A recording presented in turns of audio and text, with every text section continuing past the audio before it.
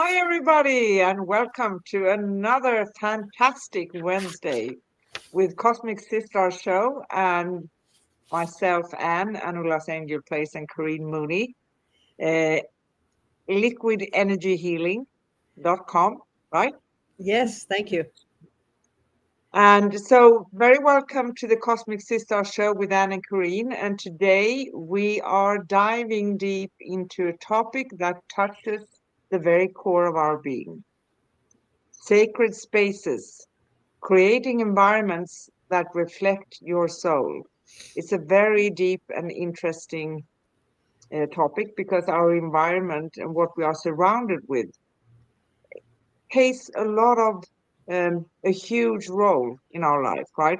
It is important for us to refresh our energy, to feel our best. It doesn't mean that we always may spend time in the most optimal space, but if we create our own space to be as optimal as possible, that's great, right?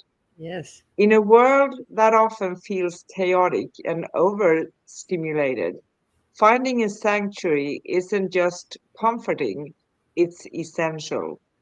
Whether it's a cozy corner filled with light and intention, or a quiet breath taken in the middle of your day, sacred spaces are where your spirit feels seen, heard, and held and comforted, right? Hmm. Join us as we explore how to cultivate environments, physical and internal, that nourish your soul, awaken your senses, and reconnect you to your divine essence. We'll share personal rituals, soulful insights, and practical ways to create spaces that feel like home to your spirit.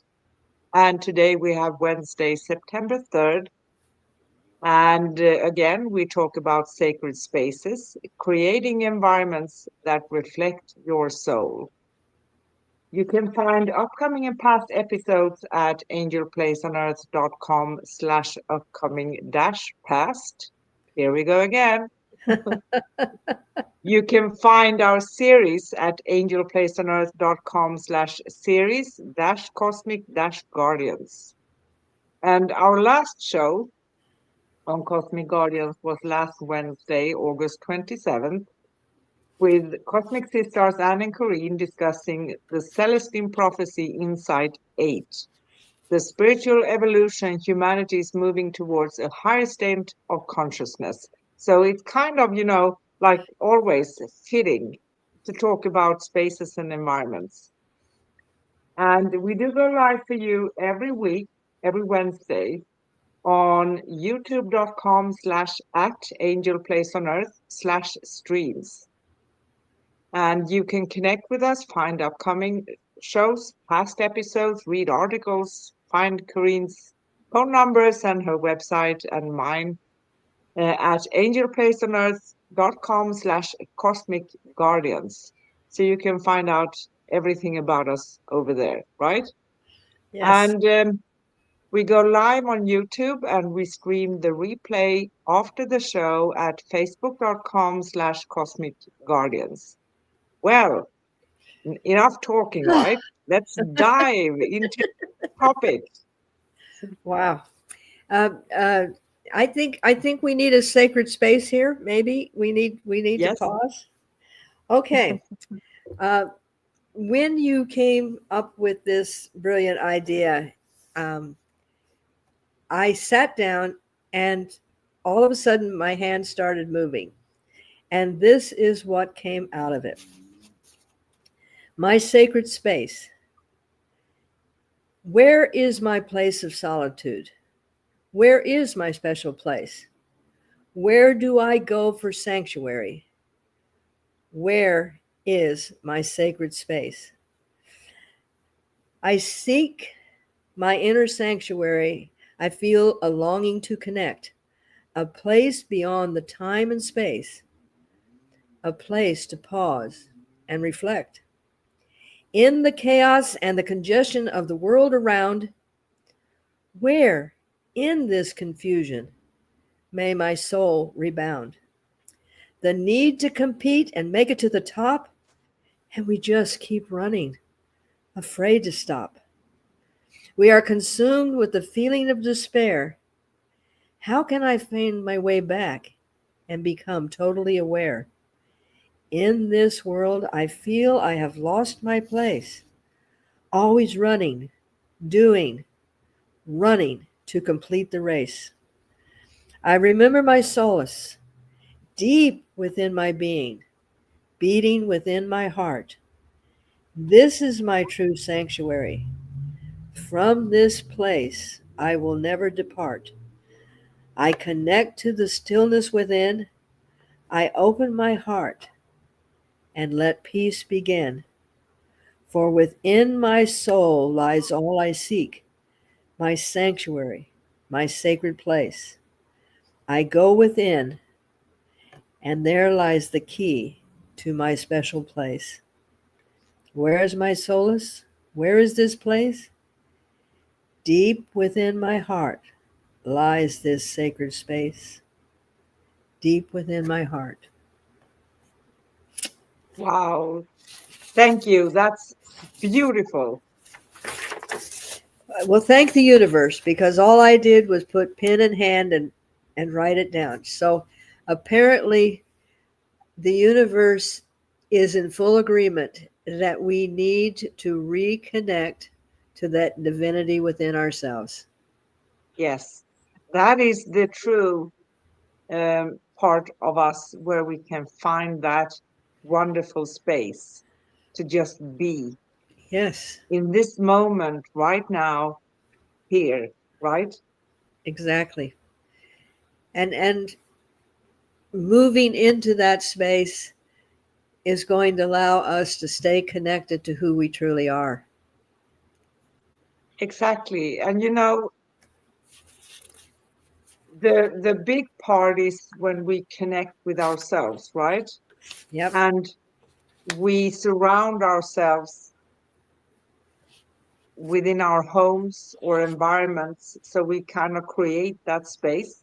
But because it's coming from within, um, the immediate outside space is going to be a reflection of that too. So if we can connect the two and have our sanctuary, that's going to bring us more strength, and it's And going to help us master this thing, because when we do master it, um, it doesn't really matter where we are in the end when we have become masters of ourselves, right? Because it's like when you pour water on a goose, it's going to just fall off, right? yeah, And it is the same thing. So we are not going to um, become so attached by things that are outside of ourselves. and we've been very carefully trained to ignore all of the things that tell us that we need to take that time.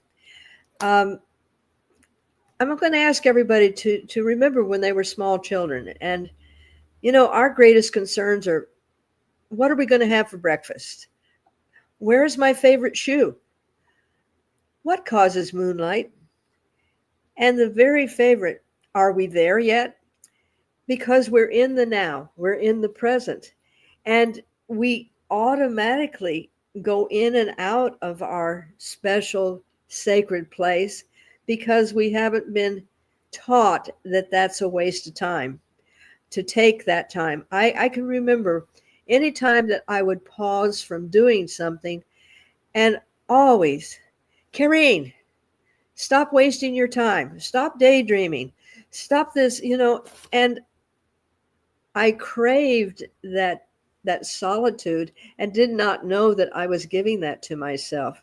And now we live in just busy, busy, go, go, go, and we're in this middle of chaos, which Yeah, will lead to our confusion, frustration, and the sad thing is, more and more and more people are actually trying to survive deep, deep depression yeah, because they don't know how to find their sacred place. exactly. And This world demands all the time. We're going to be busy, we're going to run around, we have to accomplish. And if we don't accomplish enough, we're not good enough, right? So it is a vicious cycle, you could say, right? But Yes. we are already enough. And even if we have a full-time schedule, for instance, I had kind of a crazy few days because I relocated. I changed country. So back in from Greece to Sweden, and I had some appointments and things I had to go to. And I changed location today. But you know, when we are sitting here, I'm kind of good at this because I trained myself. Mhm. It demands sometimes training, right? So Yes. now we are here. Everything is perfect. We are Everything is just here, this moment, right now. And we've talked about being able to go into the now and live there, and the freedom that comes from living in the now. You can still be a wonderful producer of everything. You can get everything done if you're in that moment, and you Yeah, can laser focus on what you need to do, and you do it with mindfulness. You do it with the intent that I'm going to do my best on the task I have. Athletes are really good at this. It's called being in the zone, where they can actually tone out everything around them. They see what they want to accomplish. They know that everything is going to fall into place, and then they do it. yeah, Teaching yourself to be in that mindful place, whether it is driving from place to place, whether it is waiting for appointments, whether it is facing a crisis, but finding that place within yourself is the yeah. key. It is the key, and sometimes it also means that we I'm very good at this. So when people are going to my space and I'm focused on what I have at hand to do, really focused, and then they are coming from right and left, right? Uh-huh. Stuff, and I said, no, thank you, not right now. No, thank you. Boundaries. Yes, Boundaries. Yes. yes, And you can and do it lovingly, but it's still it's you know watching a small child when they're learning something, they'll do it over and over and over, and they've just become involved in it. They won't take time to eat, they won't take time to do anything else, because that's what they're going to accomplish. And we can have that laser focus, and it doesn't have to be consuming us for long periods of time, but just know that you can go into the sacred place because we carry it with us. yes, we do. And as we talked about before, like meditation and things of that nature, right? We don't always need to sit and go very, very deep. It's No. good once in a while when we can and have the time, but we can also, it's like a meditative state when you go into yourself, but you're still Exactly. here, you're still aware. You can iron clothes, you can do chores at home, you can go grocery shopping, whatever. But the main thing is that you are in your energy and you're not disturbed by Yes. everything around you, right? And I did not realize that until after years of doing. And no, I am not a connoisseur of meditation. I my personality is far too flamboyant to be sitting there for 25 hours going om. I promise you that. But I live in that state of the now, and in that meditative state, I can still function in the world, but I can also, if I need to have a reprieve, I can close my eyes and immediately be in that quiet for moments, or for whatever length of time that I have, and I can still function in the world. When I go in and I see a dentist, for instance, I will tell them, I said, I'm going to go into a very deep meditative state. And they hear this from people, that, yeah, we're going to meditate. But I can turn it off to the point that I hear what they're asking me and I can answer, but I am not physically in my body at that time.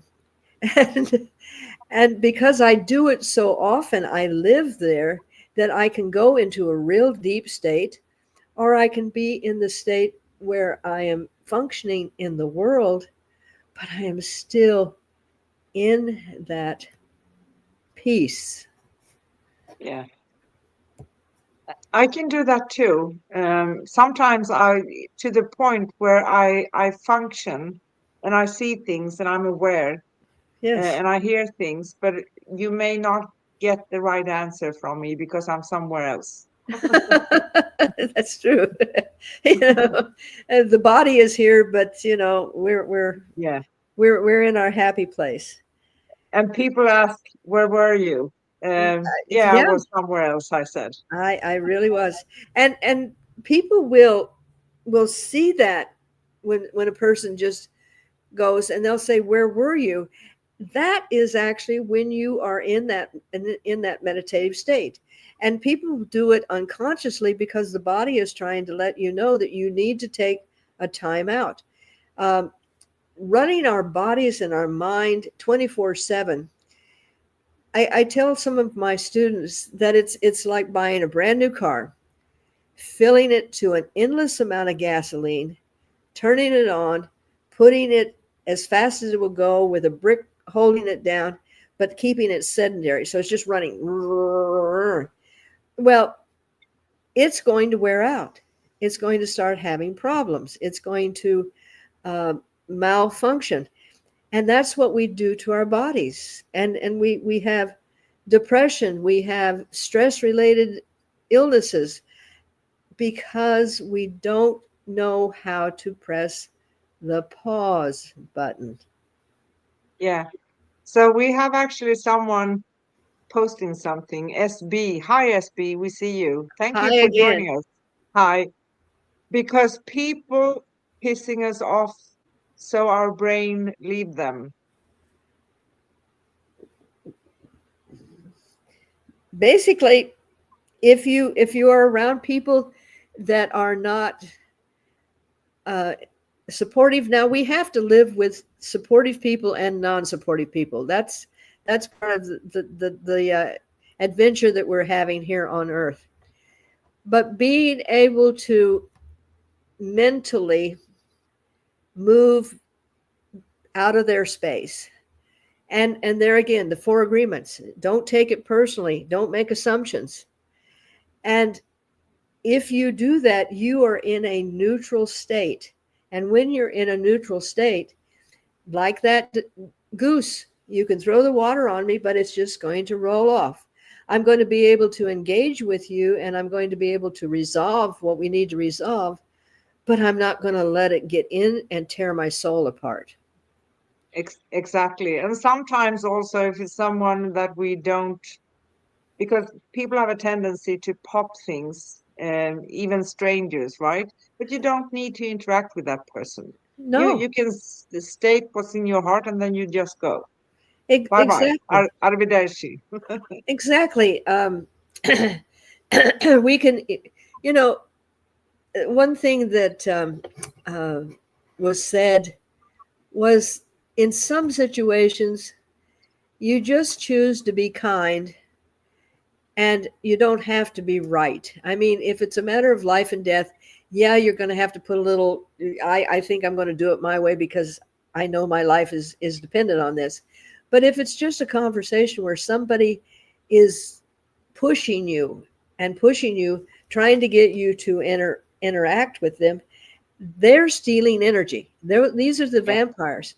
And yeah, learning how to be able to um, stay within yourself and not take it personally and just realize that there is a way to handle this where it's a win-win and you do not have to always have your point come out on top, because if Yeah. I'm talking to the wall is still going to be the wall, and it's not going to change into a pine tree for me. It's just not going to do it.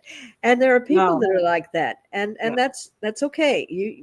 But learning how And to navigate is the whole thing. yeah. And here is something, and we love you too, little sissy. Someone said, "Love you, big sissy." Hi Thank you. there. Hi there. I think it's our friend from France, Yes. actually. Yeah, I didn't recognize the SB, but I think it is you from France, and so happy you are here with us. Yes. I have something to think about. So, what is kindness? Sometimes taking the rough decisions that we label as rough, right? Yes. To just say, no, thank you, bye bye. Maybe that is kind because Yes. we don't let someone repeat a pattern with us, right? Exactly. And kindness is something that it doesn't have to be that you're, oh, poor you, I'm going to take care of you. That is that's in sometimes kind of phony, because you really don't feel that way. But kindness sometimes is saying, you're entitled to your opinion, and I'm entitled to my opinion, and now I am going to take my leave from you. I mean, that's very spread out, but basically taking yourself out of that situation as quickly and easily as you can is the kind thing to do.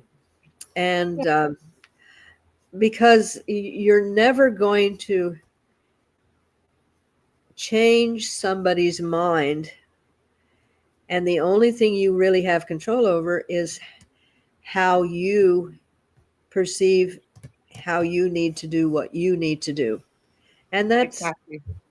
that's the way it needs to be. Yeah, it's somehow taking a little bit of responsibility. Yes. Yes.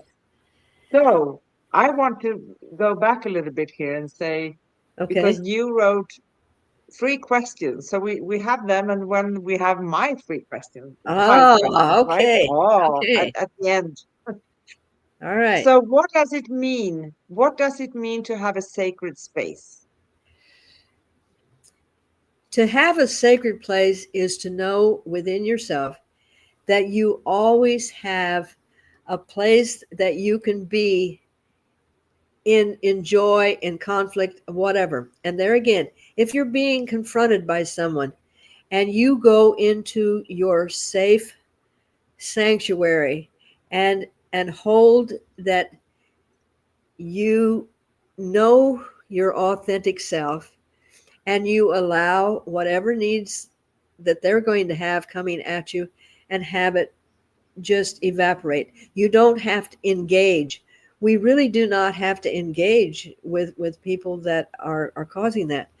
And knowing that at any given time, whether you're waiting for someone in surgery, whether you just won the lottery, whether you're making a decision to buy a house, whether you're sitting down to write, I always take that time before I write. And I find that I'm in this sanctuary. And Yeah, that is where I make my connection with yeah, with my consciousness and higher self. yeah, And we desperately need to know that it's always with us. yes. And SB says to not open up too much to people. Well, I would stretch that a little bit and say that don't be afraid to open up to people. And when you take the place of the observer, then you can Mhm. determine, do I really want to say everything? Because this world considers us a bad friend if we don't say everything, right? Yep. But we can pick and choose all the time. But don't be afraid of opening up. But you open up to a degree where you feel comfortable, and that's perfectly fine. The world is probably going to say that you're not a good person when you do that, but that's not your problem. It's up to you, and you reveal yourself along the way to people that are showing you that they honor you and they respect you, right? Yes. It's that balance, that yin and that yang. And uh, when I'm working with my students, one of the things that we practice is being able to speak with discernment. You don't have to blurt out everything that you know or everything that you think. If I'm working with someone that is dealing with a catastrophic situation, I'm not going to say, "Oh, that's terrible. What are we going to do about that? Maybe we should this, and you should get rid of that." No, I listen to my higher self, and I have the words, very few words, that will uplift and enlighten the person and allow them to start looking at their situation. So you don't have to sit there just blurting out all these words. Be the observer. What does this situation need? It needs to have a little inspiration, or it needs to have joy, or it needs to have just empathy. The most empathetic people are the ones that really aren't running off at the mouth. Yeah. They just say, I'm here. I see you. I'm listening to you. But you don't have to be the hero to come in and slay the dragons and fix the things, because that's not your job. And finding that place is very important to have. It is important to have. And next question, how do we create our own sacred space? I'm not thinking only here within, I'm thinking also our home, our immediate environment. Oh, okay. Well, if you have a place, even if it's in the smallest room in the house, but it has your cozy chair, and you can just go there and maybe have some incense burning, have some soft music, maybe have a little waterfall in there where you can just go and allow yourself to be motivated to be in that loving space that's just hugging you. And we need a hug. We really need lots of hugs. And learning how to hug yourself and using the tools that we have. And maybe it can only be for a few minutes. And maybe it is like myself, because this is my healing sanctuary. I happen to live here. And I'm lucky that my home environment is where I teach Reiki, where I give classes, where I'm always bringing that energy high. So I'm lucky that when I walk into my door, my whole house gives me a hug. Yeah. And but finding that little place, just something, and maybe you don't have time to sit in your favorite chair, but maybe that music that you listened to you when you were in that favorite chair, you can turn it on for a moment and you can go, ah. Yeah. Espi says, if I put incense, it will be fireworks at home. Yeah.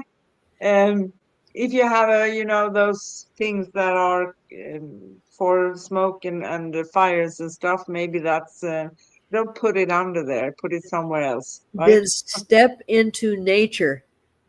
And if you choose, take a little stick of incense and go and walk through the trees, sit in the grass, take your shoes off if that's allowed, and then put light that incense and just be able to smell it.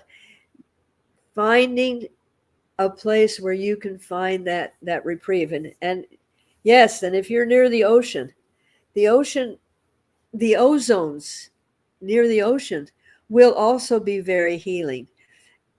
But connect with it. There again, taking your shoes off, standing in the sand, letting the water touch you. That moment is just going to be so refreshing. I mean, taking a shower, folks, and going Yeah. into your meditative state and just going, oh, it's all the heaviness is just washing away. Yeah. And elements that speak to the soul, mentioning a few here. So there's no universal formula for a sacred space, right? First of all, Nope. because we are all unique and we find our own way. But there are certain elements that tend to evoke a sense of presence and peace. Natural light, so be out, be in the sunshine. If the sun is not shining like it usually doesn't do here, it's cloudy in Sweden, right? Yeah. We can still be out. We can have the fresh air, right? Yes. Text, textures and colors, and many speak about earthy tones and soft fabrics and things, but anything that appeals to you, that makes you feel cozy, this is nice. It's not going to make me edgy. It's going to make me peaceful, right? Yes. Um, and ground yourself. Even if we can't walk barefoot always outside, we can imagining ourselves that we are grounding ourselves deep into the Mother Earth with roots, into Yes. the middle of the earth, right? Yes. Yes. Symbols and objects. And sometimes symbols um, can cause a little bit of interference for people because we are taught that certain symbols are having a certain meaning, right? Mhm. But you can change that. What does that symbol mean for you, To you, to right? you, to you. Yeah, Yes. to you. What does that symbol mean to you? Um, like if everybody says that the meaning of the symbol is this, yeah, well, does it really have that meaning for you? That's important, right? To Yes. you. And crystals. I have a whole cupboard here filled with crystals. Uh, so it kind of crystals are used even in technology, right? For certain Yes. things like the radios and stuff.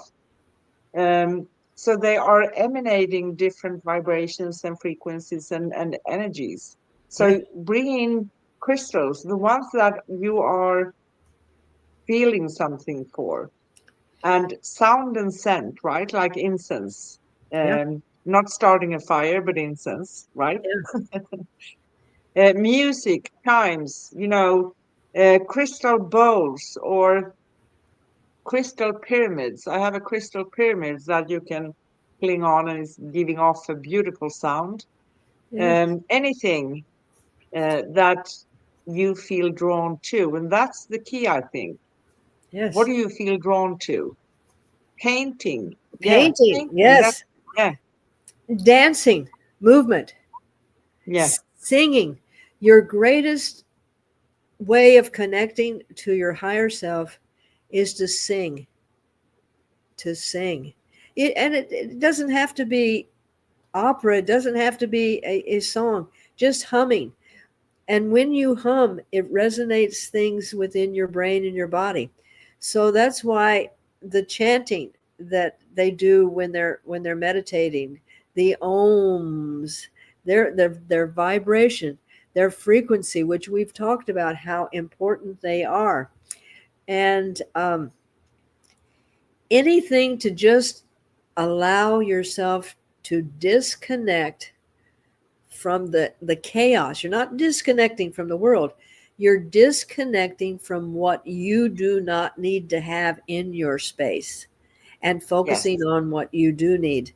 Um, I love this the great actor Hugh Jackman, and he said that meditation absolutely changed his life and his family's life. And he says, when I get up, the first thing I do is just take 5 minutes to just be still and envision all the possibilities that are going to happen that day, um, and during the day. And he said He'll meditate before he goes into work. He'll meditate before he begins a rehearsal, before he goes into a business meeting, Yeah, and even before he went on stage to present the Oscars. Because taking that moment, that stillness, and saying, "This is who I am," that is the facade. yeah, exactly. And you know, there's power in intention here when you create a sacred space for yourself. Either you go within or either you create it in your home or immediate environment. So creating a sacred space begins with one simple question. What does your soul need to feel nourished? Whether it is peace, inspiration, clarity, or connection, your space should be a mirror of that desire. It's Yes. not about perfection, it is about authenticity. A sacred space is not curated for others, it is curated for you. Yep. Yep. And uh, and it doesn't matter if you sing like a saucepan. I'm assuming that that's like somebody clanging things. Then hum, just making the vibrations in your body. Uh, and none of this is perfection. We're not looking for perfection. We're looking for connection. Yes, And just stepping out of the running water for a moment.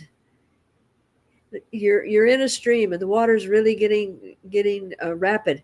You step on the shore for just a moment and you regroup, and then you can step back into the flow again. yeah, So it's a matter of finding your connection with who you truly are, because we are our sacred space. yes, we We are. are our sanctuary.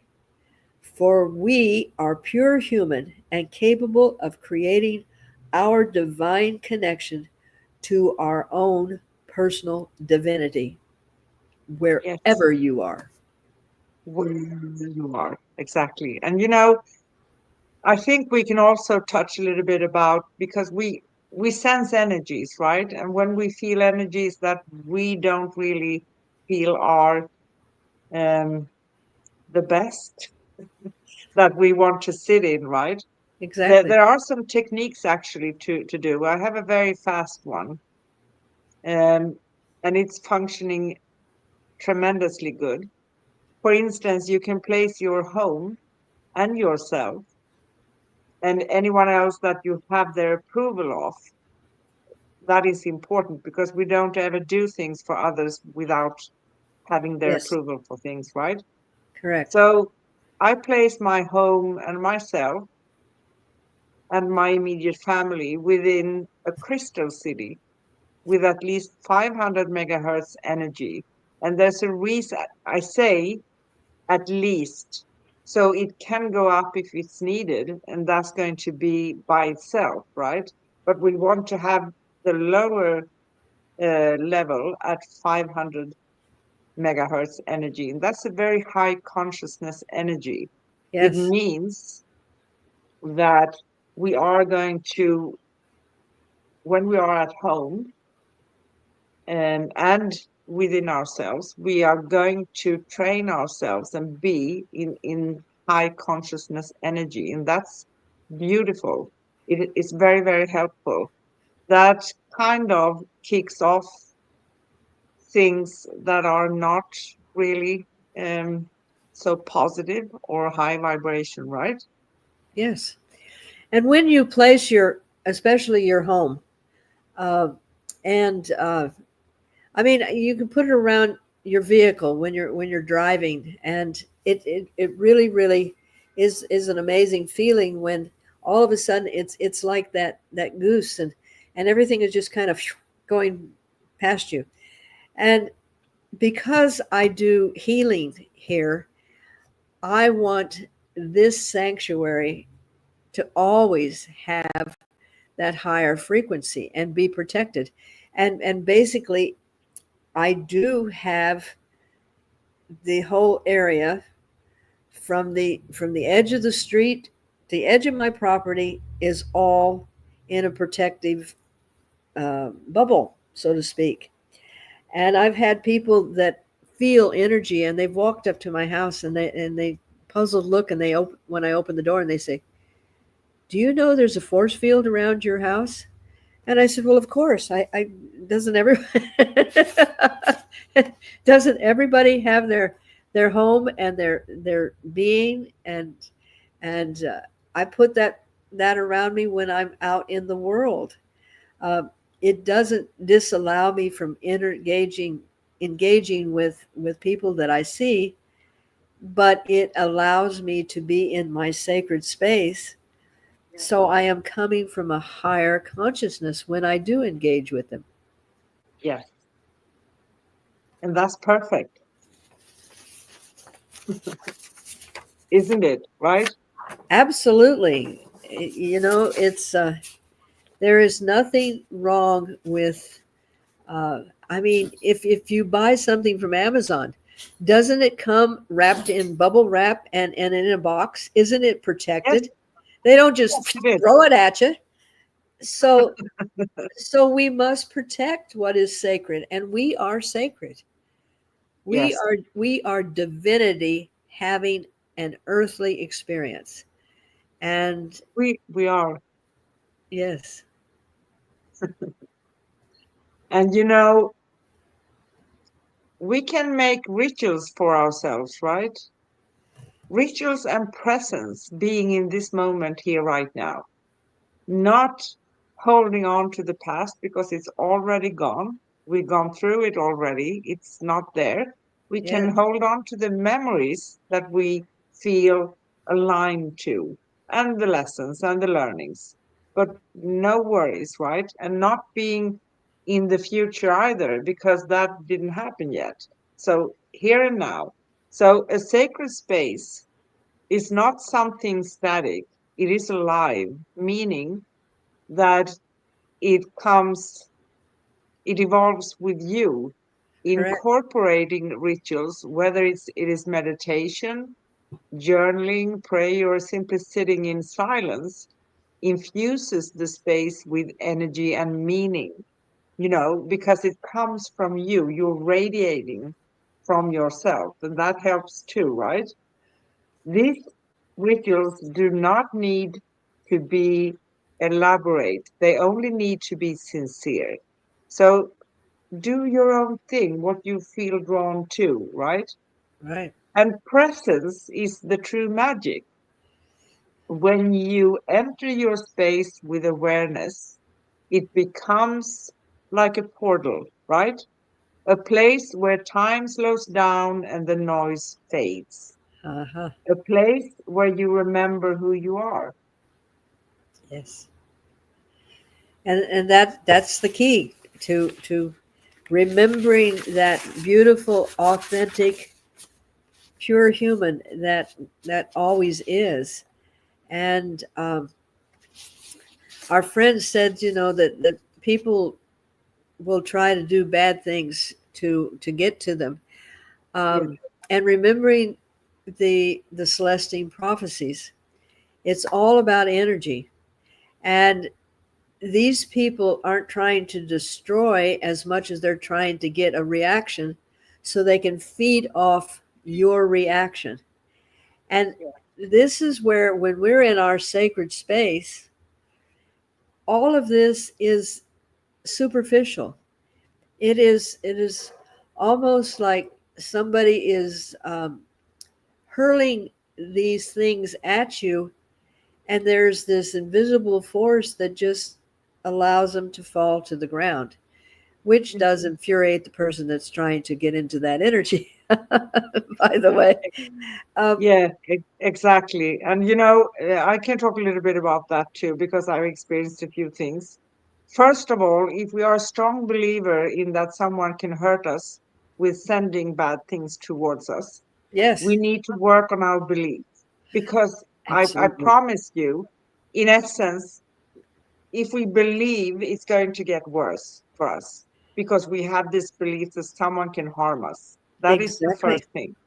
The second thing is that yes, they can send bad things to us. And I have experienced this firsthand because I always claim that no one can do anything, and they really can't. But with awareness, we can pick it up and we can understand. And if we are um, walking this path, we need to monitor our energy, and that's how we understand that. And Exactly. when we see that, we can just stop it. And there are different ways of stopping it, right? It sounds very, very simple, and it actually is, because I'm not going to give away to someone um, stepping into fear and thinking that they can harm me when in essence they cannot. But you can pick up and sense things. And Yeah. I've been targeted a few times. Yes. Uh, but what I did was, I have a very simple ritual that I do for myself, and it's very, very powerful. I, for me, I see a very wonderful metal ornamented door. Um, but that's my vision. So you can envision anything you want. Right. But I say basically, I close the door to my energy for anyone who wants to do anything with it, either negatively or positively, without my conscious consent. And I see the door close and I lock it. Yes. So it sounds very, very simple, it is, but it's very, very effective because, first of all, I'm not giving away my belief that they can harm me, because they can't. And I experienced something one time when I did this, and I already performed this for a few days. And I found, like, pingis racket like this. And I said, what is going on here? And someone tried to send something to me, but they couldn't get me. And I could feel for a few days the anger, and they kept on trying, but they couldn't reach me. So it is Yes. effective. And it also, you know, kind of throws off those who wants to feed from our energy, because there are people who want to do that. Yes. I'm saying it without judgment, but I'm going to be the one saying yes or no. No one is going to come and take energy or try. And you can feel that because you get exhausted, you get drained, you get tired, all of those things. But there are ways, but we need to realize walking this path also means that we take responsibility. And there's another way of saying this: monitoring and working with your energy on a daily basis. You Exactly. can say, like, it's a spiritual hygiene, right? Like taking the shower, brushing your teeth. Why don't we take care of our energy? Because we are not taught to do that, but we need to do that, right? Yes. Yes. Um, Before anyone comes for a session with me, or especially before meditation, I will do a cleansing of all of myself, even my DNA, even the spaces between my DNA. I really go deep. But I also teach everyone that the brighter you shine, the more people want to pull from you, because it's like, oh, there's ice cream, I'm going to go get some ice cream, and they don't want to go get their own ice cream, so they want to take it from you.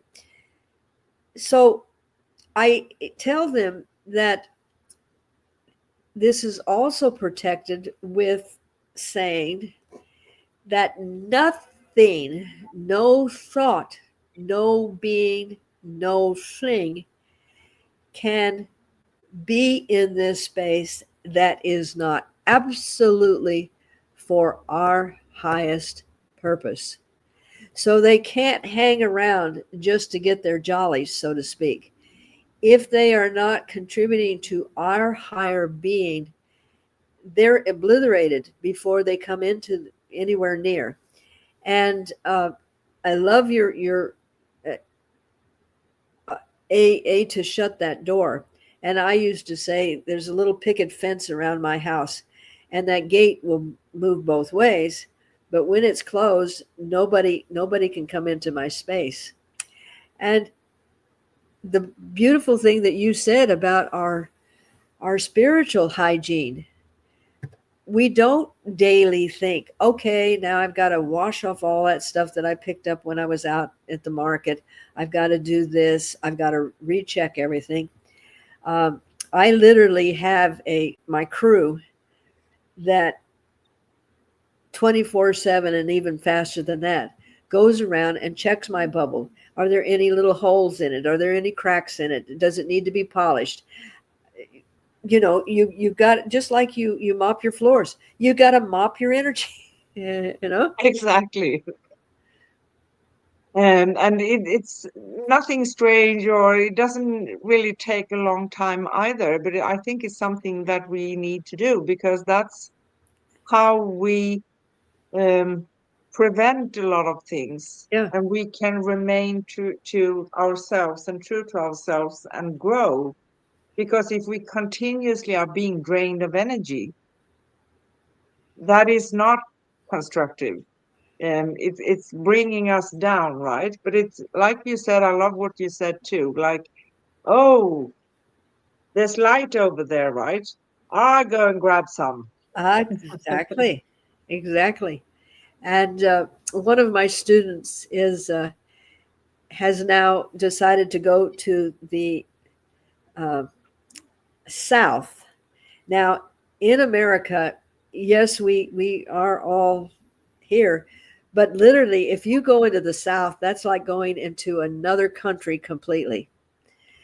They have their own language, they have their own superstitions, they have, you know, "Well, I'll be good because I got the power behind me, and you is not one of us, and we ain't gonna take you no way, no nothing."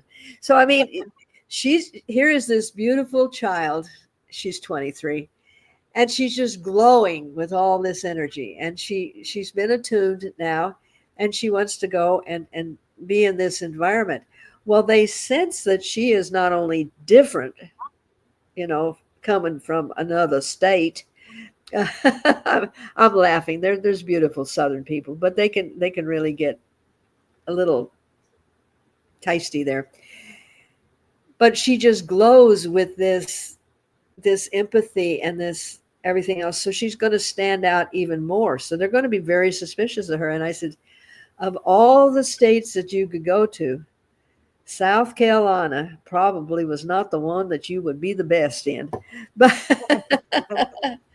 but she's going to be resilient. She knows how to set her boundaries, and she can be this guiding light and have that protection where she still has the communication open, but she knows how to keep it from getting in and pulling her energy out. Yeah, So that's beautiful. finding your sacred space, finding your authenticity, staying in the now. Um, it sounds like I'm droning on and on and on, but everything that we're talking about are the tools that are going to allow you to interact with the world. Yeah. You know? So SB says, I got a feather on my table. Don't know where it where it comes from. Yeah, that's interesting. I would say that's a sign. That's a sign. Yeah, Yeah, that's a sign. That's a sign that's going to bring you on the positive side, that you are on track of things, right? exactly. Exactly. Um, uh, I have not had the opportunity to really deep study so many of the wonderful uh, shaman meanings of things. I know a little bit about several things, and they are what allow me to expand my knowledge. But it's yes, I do know that that is very significant. It Very is. It significant. is. Beautiful sign. So, my beautiful sister, my precious sister, Yes, are we up for my 5 questions? of course. Of course. Get ready, breathe. I'm just kidding. So, I love it. what What does the idea of a sacred space mean to you personally? Me personally, it is my reprieve. It is where I can go and catch my breath and reconnect and know that I am not alone and that I am a light that is supposed to be here at this time. And it, believe it or not, it means just about everything to me because that's my stepping out of chaos and being able to come back renewed. Yeah. And I think it's the same for me, where I can find a sanctuary and connect with myself. And it can be among others. It can be out, it can be at my home, but where I have shielded my space, where I am with myself, I hear Exactly. myself. Yeah. Exactly. So, where in your daily life do you feel most at peace or connected to yourself? And I want to mention that we ask this now between each other, right? But anyone can ponder about these questions. Yes. Ah, where in my daily life do I feel most at peace? Being a multidimensional being, I I have the ability to find that peace in many ways, and I think because the peace is there, that no matter where I am, what I'm doing, if I'm sitting down to write, if I'm sawing a piece of wood, if I'm mopping and waxing my floors, if I am working with someone, I think that peace that I always have is the same. And if I can tap into it, then I'm at that connection. Does that make sense? Yes, it makes sense. Okay. Um, and for me, I think it's the same thing, because we know what we know and we are who we are, but everybody can, right? Yes. It's not unique for us. Everybody can. You just learn and you train yourself to create that space for yourself, and there you Yeah. are, Yeah. wherever you are, right? And so it's uh, yes, and thank goodness because uh, with my personality and as ditzy as I am, and I, I cannot imagine myself. It would be like I was constantly inebriated if I didn't have that place to go in and find that sanctuary, that Yeah, that stable place, that connection, yeah, um, that hug. yeah. So next question. What small rituals or practices help you create a sense of sanctuary? There again, I think these are loaded questions with me because I happen to live in a sanctuary and everything is readily available. I have my Merkaba that is sitting, that hangs in the middle of my room. I have, I have, I am able to burn my incense when I choose to. I look around and I see my singing bowl sitting over there. I see the crystals that I have that resonate. Um, I'm lucky that I have rituals all around me that allow me to refocus and reconnect. So in my space, everything here, I don't really have to go into it because it's already here. But Yeah, a person that does not have these things sitting around them, learning to know that your sacred space is within and being able to, I mean, even if it's something like tapping and say, I'm in my space. I'm safe. I'm content. I feel my connection. Just something that allows you to disconnect with the hustle and bustle and say, this is the sanctuary. Yeah, This is my space. that's beautiful, you know. And I want to also talk a little bit about what we can have in our, not only here. This is the most important thing, right? But also, what do I actually have at home, right? Because I can make my home also a helpful sanctuary, right? Mm-hmm. Don't keep and hold on to things that doesn't resonate with you just because they were a gift or you inherited something and you feel obligated maybe to keep something, right?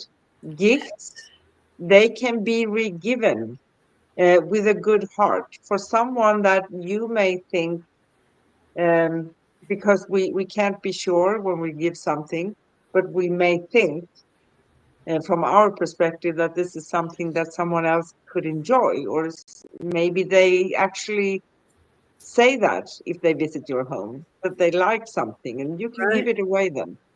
Or inherited things. Do you really think that the person you inherited the item from is in the item? They're not, right? You don't need to keep the item if you don't like it, right? Yes. And create things around you that resonate with you. Colors, you know, as we mentioned before, crystals, things that feels like this is a home, it's my sacred space. And not to be cluttered because the cluttered space is going to take energy, right? Correct. So cleaning it, having it decluttered, and that feels really good once in a while, right? To redo Oh, things. yes. It does. So next question. How does your environment reflect your inner world? And that is a good question both for you, but also for everybody listening. Ponder about that question. Well, I'm going to go back just to what we were talking about before. You see this color back here? Yes. My aura is one of the biggest colors that comes out, especially when I'm working, will be similar to this. And so I do have a lot of this color. I have a lot of the the Yeah. purples. I surround myself, and especially gold and crystal, because I moved from having so much gold into having more of a crystalline uh, atmosphere. So having these little things that are just comfort, they're just comfort. Yeah. But how does my environment reflect my inner world? There again, that's a pointed one because I'm very fortunate that my inner world and my outer world are so connected. Aligned. Aligned. And Yes. and for everyone else, if you're sharing space with other people, that also you're sharing space. But having something that you can go and maybe hold or connect to, or even as we call it, just something like uh, here I have a pine cone necklace. Now, to me, that reminds me of my pineal gland, which reminds me of my connection to my divinity. And I don't carry it around all the time and I don't wear it all the time, but occasionally I'll look up there and I'll go, get reconnected with your higher self, because that's what this represents. Yeah. And then there were things that were gifted to me, like this medicine bag, which is full of herbs that one of the Navajo chiefs gave me.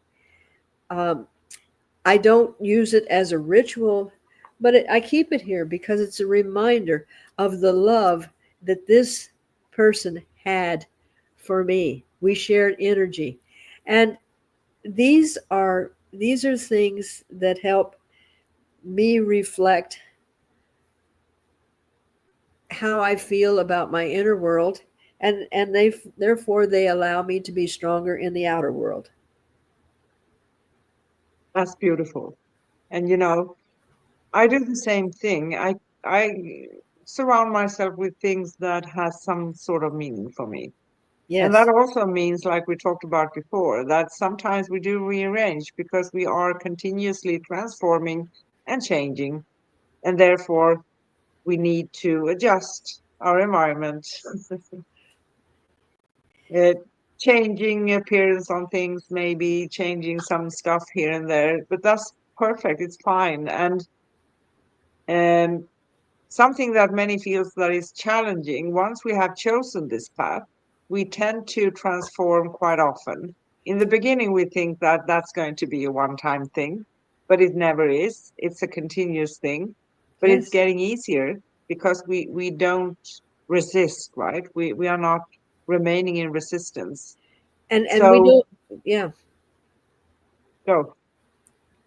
we don't I think that when you learn how to let go and to allow things to move on, as you said, we don't get stagnant. We don't create an environment where we cannot be flexible, and that's what it's all about. And if it no longer has that feeling for you, bless it and let it go. Yeah, Relationships, bless them and let them go. yeah. Next, last question, right? Oh, What's one change you could make today to invite more serenity into your space? interesting you should ask that, because that is what I was pondering last night. And Okay. and I'm going, um, yes, everything is status quo and everything is good and wonderful, but I'm ready to again recommit to a deeper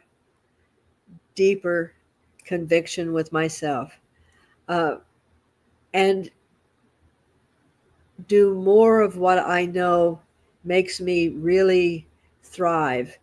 Um, the foods that I put into my body, the things that I watch. I've gotten into a habit of